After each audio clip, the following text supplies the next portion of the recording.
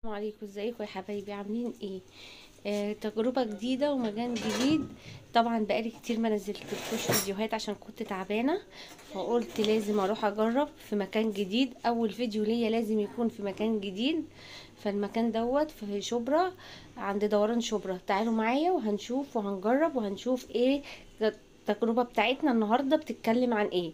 يلا بينا يلا بينا يا حبايبي. اهو اسمه اهو نوتيلا، ده المنيو بتاعه.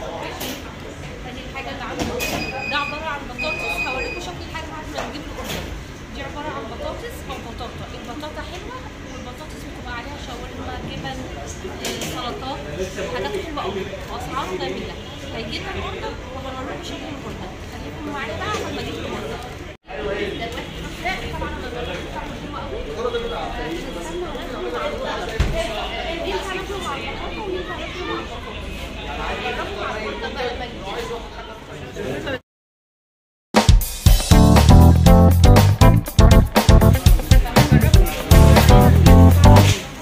دي البطاطا انا جايباها نص نص. 118 دي بالشاورما 118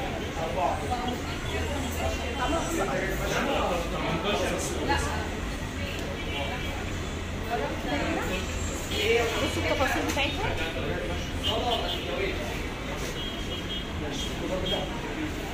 طعمها تحفه. سيبكم بقى واقول لكم مع السلامه عشان اكمل انا الاكل في اكله جديده.